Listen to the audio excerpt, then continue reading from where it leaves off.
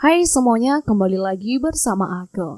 Oke, di kesempatan kali ini aku akan melanjutkan sebuah cerita yang berjudul Memandikan Mayit.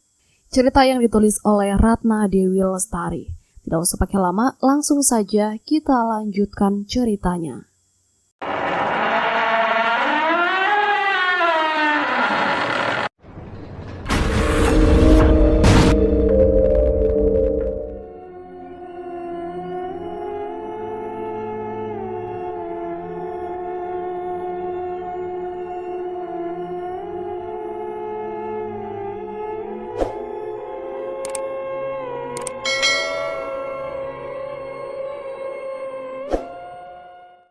Bu, Nunu ngapain sih bu? Dari tadi gak keluar-keluar? Tanya Tono kepada ibunya Sumini yang saat itu sedang membuka bungkusan nasi padang yang dibeli anaknya. Bu, tadi katanya Nunung mau ganti baju, mungkin sebentar lagi keluar. Saut ibunya seraya menyendok nasi padang dan menyuap makanan kegemarannya itu. Tapi kok lama sih bu? Tono, sebentar lagi mau berangkat. Jam makan siang hampir habis. Untung tadi Tono sudah sempat sholat, jadi tinggal makan. Apa mungkin Nunung tidur bu? Imbuh Tono. Wajahnya tampak kusar memikirkan nasib istrinya. Coba lihat bojomu, turu apa ora? Sumini menoleh ke arah anaknya sembari mengunyah nasi padang yang baru saja ia suap. Tanpa membalas ucapan ibunya, Tono meraih dari sisi ibunya dan melangkah ke arah kamarnya. Tono baru saja mengangkat tangannya, tapi ia ragu. Tidak ada suara apapun dari dalam kamar. Dicekam perasaannya sangat khawatir kepada istrinya.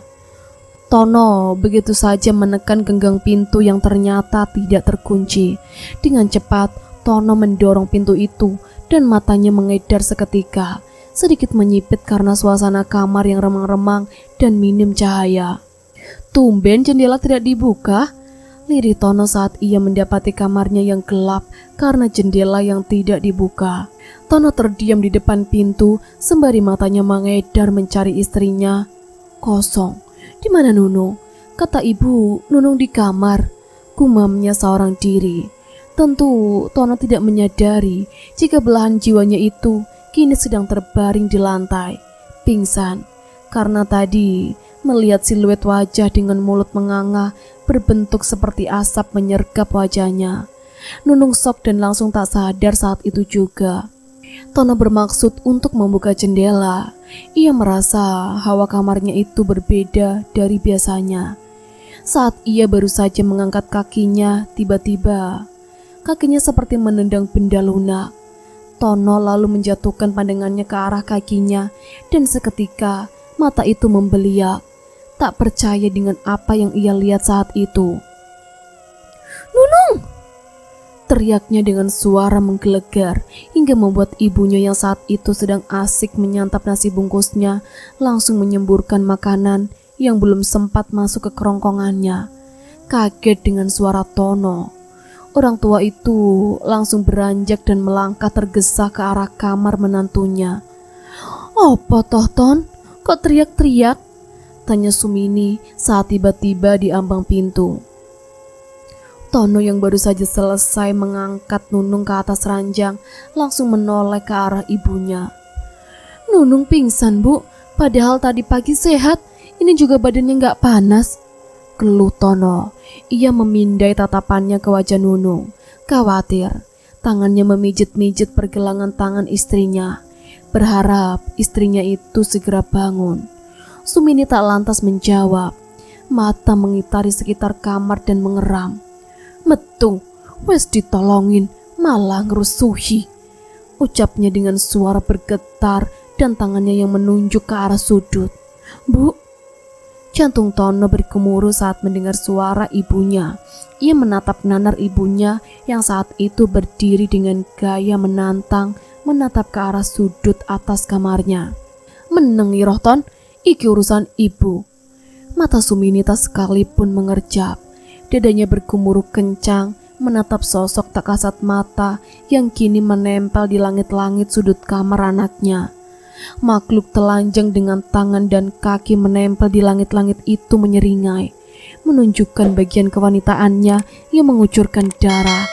Matanya menatap tajam ke arah Sumini dengan mulut yang menganga lebar. "Aku ora rek lunga, aku gelem mantumu," sahut makhluk itu seraya menyeringai. Tentu tadi dengar Tono, karena ia tak mempunyai kelebihan melihat makhluk halus. "Bu." Sumini hanya terdiam. Dia lalu menghela napas kasar dan perlahan menurunkan pandangannya. Ia lalu menangkupkan kedua tangannya di bawah dada dan mulutnya mulai lirih membaca doa yang samar-samar terdengar di telinga Tono anaknya. Tono terdiam. Selain hawa yang memang terasa panas dan tercium aroma bangkai yang menyengat, Tono yakin saat ini ada sesuatu yang berada di kamarnya saat itu. Dan Tono memilih bungkam. Ia menggoyang tubuh istrinya pelan, sedang matanya tak lepas dari ibu yang menunjuk ke arah sudut langit-langit atas seraya terus komat kamit. "Mulih, ndang mulih iro." "Astaghfirullahalazim." Tono terjingkat saat daun jendela tiba-tiba terhempas dengan kuat. Matanya pun teralih kepada ibunya yang saat itu menatap nanar ke arah jendela. "Ibu." Wanita tua itu menatap tajam ke arah Tono, seperti saat Tono sedang melakukan kesalahan fatal. "Bu, Tono, bojomu gawe kesalahan karo si mayit. Besok kamu ke rumah si mayit dan meminta maaf langsung pada keluarganya, biar si mayit tenang. Perintah ibunya yang mau tidak mau harus ia lakukan." "Nunung, apa yang dibuat Nunung, Bu?" Tono menatap sendu ibunya. Jantungnya bergemuruh kencang memikirkan nasib istrinya.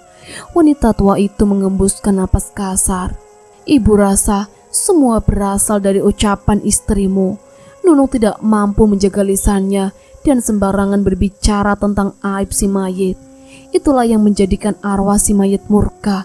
Lagi-lagi Tono tak mampu melepas satu kata pun dari mulutnya. Tiba-tiba saja lidahnya terasa keluh. Ia tak menampik jika sifat buruk Nunung itu terkadang membuatnya tepok jidat. Nunung kalau bicara sering lepas kontrol alias cerewet. Lebih tepatnya suka ngegibah. Padahal Tono sudah pernah bilang mandiin mayit itu harus jaga adab.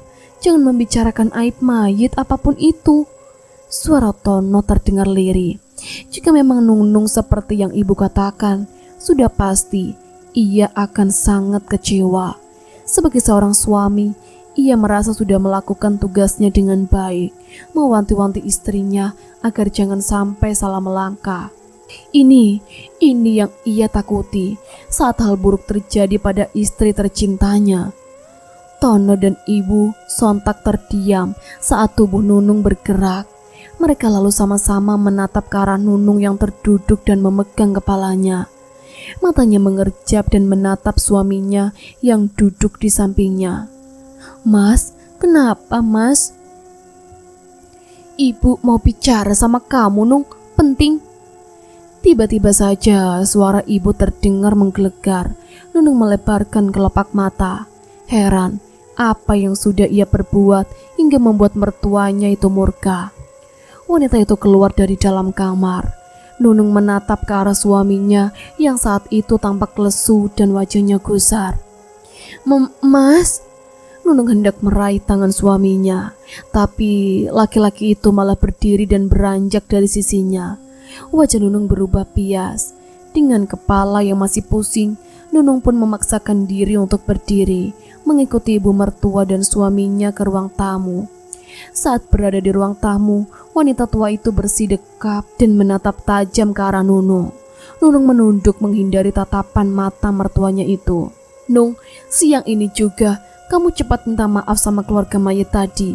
Ibu gak mau tahu dan tidak ada bantahan." Seketika Nunung mengangkat wajahnya dan menggeleng. "Kenapa harus minta maaf, Bu? Nunung gak melakukan apa-apa," sangkal Nunung. Mata mertuanya itu seketika melotot. "Apa kamu tidak sadar kesalahanmu, Nunung?" Nunung terdiam. Seketika teringat pada siluet wajah yang tadi menghantam wajahnya. Kembali menelaah ucapan ibu barusan. Apa yang dimaksud ibu adalah saat ia berbincang dengan tetangganya perihal tentang si mayit. Nunung dicekam rasa bimbang. Ingin rasanya ia jujur, tapi ia takut akan dimarahi ibu mertuanya dan juga suaminya. Apa yang harus aku lakukan? Batinnya. Ini pasti ada hubungannya dengan ucapanmu tadi saat kita memandikan mayit. Bukankah sudah berkali-kali ibu bilang, kita sebagai pemandi mayit pantang untuk mengungkapkan aib si mayit. Apa kamu mengerti itu, Nunung? Nunung mengangguk dalam keadaan menunduk, menghindari persila tatapan dengan ibu mertuanya. Mata itu membuatnya takut. Sejatinya, Nunung menyadari kesalahannya, tapi ia tidak ingin untuk mengakuinya. Entah apa yang akan diucapkan suami dan juga ibu mertuanya jika tahu kalau Nunung pun membicarakan aib si mayit dengan tetangganya. Nunung mengerti, Bu. Nunung minta maaf. Lirih Nunung nyaris tak terdengar. Tono memandang istrinya iba. Ia pun tak menyalahkan Nunung sepenuhnya. Mungkin saat itu Nunung sedang hilaf atau memang sedang lupa. Maklumlah manusia itu tempatnya salah dan Nunung tidak luput dari kesalahan. Mas, akan meminta izin hari ini. Kita temui keluarga almarhum ya. Kamu nanti minta maaf dengan tulus. Biar kamu gak diganggu lagi sama arwah wanita itu. Mas Tono mengusap sayang bahu Nunung saat itu. Ada perasaan bersalah menyusup ke dalam hati Nunung. Jika ia jujur saat ini, apakah suaminya akan menerima atau malah akan memakinya? Lagi-lagi, Nunung milih bungkam. Meski sejujurnya ia takut jika nanti makhluk itu kembali mengganggu dirinya. Setelah makan, Nunung akhirnya mengikuti perintah ibunya. Kepalanya masih sakit, tapi ia paksakan. Ia ingin segera terbebas dari makhluk yang tak disempat menerornya. Bersama dengan Tono, Nunung bergegas pergi ke rumah tempat ia memandikan mayat tadi. Jalanan buruk dan meliuk kembali ia hadapi. Beberapa kali mereka berhenti karena Nunung tiba-tiba merasakan perutnya seperti diaduk-aduk mual. Padahal ini kan siang hari, Mas. Kok rasanya pundakku ini berat banget? Terus hawanya dingin gitu, Mas. Keluh Nunung saat mereka berada di perjalanan. Tono tak menjawab. Ia hanya fokus pada jalan yang licin dan juga becek. Perasaanmu saja itu, Dek. Kamu jangan pikirin yang macem-macem ah. Udara memang sedang dingin, kan baru habis hujan. Tono menanggapi dengan biasa. Senyum Nunung melebar seketika saat ia melihat di kejauhan rumah tempat ibu mertuanya itu tadi memandikan mayit. Rumah itu sudah tampak sepi. Hanya beberapa orang saja yang masih berlalu lalang di dalam perkarangan rumah itu yang tampak dari kejauhan. Ingat, Dek, kamu jangan lagi bicara yang macam-macam. Minta maaf, terus kita pulang. Tono kembali mewanti-wanti saat motor yang mereka tumpangi berhenti tepat di depan rumah almarhumah Lestari. Nunung mengangguk. Jantungnya berdebar sangat kencang saat wanita itu tiba di muka rumah almarhumah wanita yang tadi sempat ia jadikan bahan gibahan. Tengkuknya terasa berat dan dingin. Seluruh tubuh pun gemetar karena takut. Udah, gak usah takut. Kita masuk, minta maaf, terus pulang. Beres kan? Tono berusaha menenangkan istrinya yang tampak ragu untuk masuk. Laki-laki itu lalu menyelipkan jari jemarinya di antara jemari Nunung. Ia menggendong istri manisnya itu mendekat ke arah pintu. Assalamualaikum, ucap Tono saat mereka tiba di muka pintu. Waalaikumsalam. Dengan cepat mereka mendapatkan respon karena rumah itu masih ada beberapa orang yang sedang berberes. Seorang laki-laki mendekat dan menyapa. Ya Mas, cari siapa? Begini Mas, saya mau bertemu dengan yang punya rumah. Apa saya bisa bicara sebentar? Sahut Tono seraya menggenggam tangan Nunung bergemetar. Oh ada Mas, cuma Bang Jamil lagi di kamar. Masih shock atas kepergian istrinya. Silakan Mas masuk dulu, nanti saya panggilkan Bang Jamil, ujarnya ramah. Senyum tersungging di wajah Tono. Ia pun mengangguk dan masuk ke dalam rumah bersama dengan Nunung di sampingnya. Sejak tadi Nunung tak banyak bicara. Rasanya kata-kata sudah habis untuk ia ucapkan. Tidak berselang lama, laki-laki berkulit gelap itu pun muncul. Matanya tampak bengkak dengan wajah yang sendu. Tampak dari raut wajahnya jika laki-laki itu sedang terguncang. "Ya mas, saya Jamil. Ada perlu apa mencari saya?" Laki-laki tetap berusaha tersenyum meski hatinya saat ini remuk redam. Tono langsung berdiri dan mengulurkan tangannya pada Jamil. "Maaf mengganggu bang, saya mewakili istri saya mau minta maaf." Tono langsung to the point.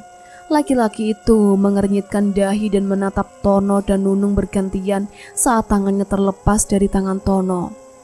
"Minta maaf untuk apa?" Tunggu, ini mbak yang tadi bukan? Yang membantu ibu pemandi mayat." Lelaki itu melebarkan kelopak matanya dan menatap Nunung dengan intens. Mendapat tatapan yang begitu lekat, Nunung langsung menunduk dan mengangguk pelan. Debaran jantungnya semakin cepat, seolah organ itu akan terlontar keluar saking takutnya. "Ada apa mbak? Kenapa mau minta maaf?" Lagi-lagi pertanyaan yang memojok keluar dari bibir kering laki-laki itu. "Begini bang, saya akan meluruskan semuanya. Tadi saat memandikan jenazah almarhumah istri abang, istri saya tanpa sadar mungkin mengucapkan kata-kata yang tidak pantas. Saya mohon maaf bang. Sebagai suami, jujur saya kecewa dengan istri saya, tapi namanya manusia tidak lepas dari khilaf dan kesalahan. Saya pun berusaha memaklumi kehilafan istri saya. Saya mohon bang, maaf karena kami, saya terutama istri saya." Dengan pasrah, Tono berusaha meminta maaf pada Jamil. Terdengar helaan napas berat dari laki-laki yang istrinya baru meninggal itu. "Sebenarnya ini murni bukan hanya kesalahan istri sampeyan mas. Memang benar, istri saya saat meninggal banyak menyusahkan orang-orang, terutama para pemandi mayat.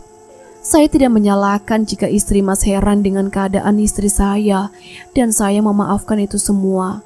Sebenarnya tanpa meminta maaf pun saya sudah memaafkan."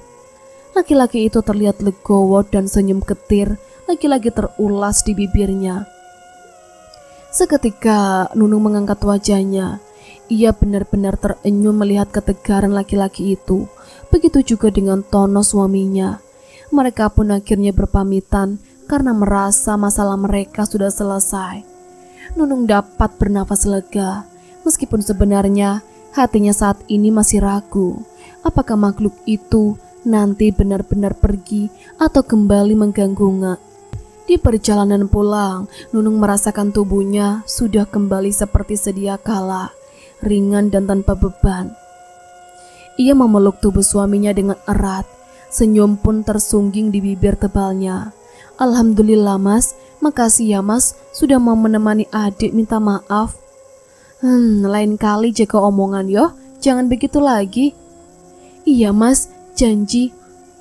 Dan sepasang suami istri pun pulang dengan hati yang lega, berharap jika makhluk itu tidak lagi mengganggu kehidupan mereka. Nunung bergolek ke kiri dan kanan. Suara jendela yang dihembas angin kencang dari luar membuat wanita itu sulit untuk kembali memejamkan mata. Apalagi tiba-tiba ia merasakan sakit di bawah perut karena ia menahan buang air kecil. Nunung lalu menoleh ke arah suaminya yang sedang tertidur pulas. Bunyi dengkuran menambah perasaan kesal di hati Nunung karena suaranya yang berisik.